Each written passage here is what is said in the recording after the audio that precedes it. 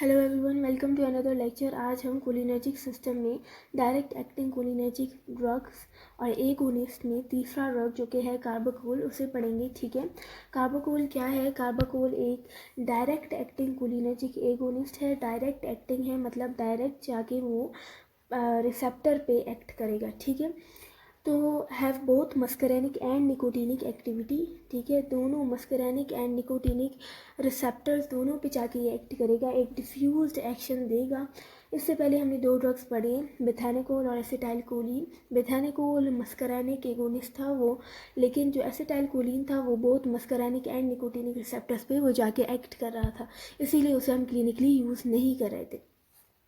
अब फिर से कार्बाकोल की तरफ आते हैं। कार्बाकोल क्या है? एक क्वाटर्नरी अमोनियम है। क्वाटर्नरी अमोनियम मतलब पोलर है, हाइड्रोफिलिक है, तो ब्लड ब्रेन बैरियर को पास नहीं कर पाता और सीएनएस रिलेटेड एडीआरस और टॉक्सिक इफेक्ट्स भी नहीं आएंगे। ठीक है, डिग्रेड नहीं होता एसिटाइलकोलिन एस्ट्रेस से, may degrade by other esterases, slow degradation है, have longer duration of action. ठीक है, मैकेनिज्म ऑफ एक्शन क्या है? अगर हम कार्डियोवास्कुलर सिस्टम पे देखें और जीआई ट्रैक पे देखें, ठीक है, तो ये पहले इन सिस्टम्स को स्टिमुलेट करेगा, देन डिप्रेस करेगा। ठीक है, लेकिन यहाँ पे इनका कोई इफेक्ट नहीं है, ना ही हम इन सिस्टम्स के लिए इसे हम देते हैं। ठीक है, इसके ज़्यादा जो प्रोमिनेंट इफेक्ट्स है वो आई पर हैं। तो आई में हम इसे ऑप्थेल्मिक सॉल्यूशंस के फॉर्म में, आई ड्रॉप्स के फॉर्म में हम देते हैं। ठीक है, inside eye it mimic the action of acetylcholine, it constricts the pupil and cause accommodation spasm. ठीक है, एकोमोडेशन स्पाज्म क्या है वो हम एक सेपरेट वीडियो में अच्छी तरह डिस्कस कर लेंगे। ठीक है, वैसे ये क्या कॉज कर रहा है आई में, इसका क्या एक्शन है, मैकेनिज्म ऑफ एक्शन क्या होगा?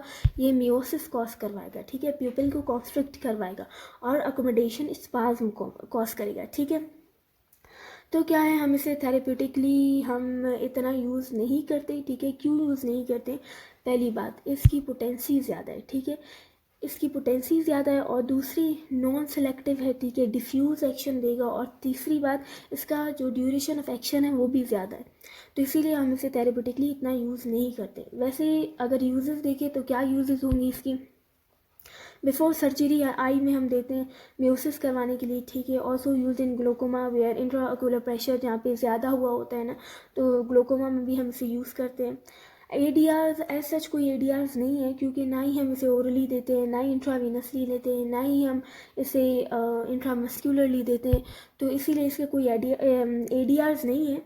हम इसे टॉपिकली देते हैं आई में, तो ये आई में ही रहता है क्योंकि क्वाटर्नरी अमोनियम, और इसीलिए कोई इसके एडीआर्स नहीं है, या इतने ज़्यादा प्रोमिनेंट कोई साइड इफ़ेक्ट्स नहीं आएंगे।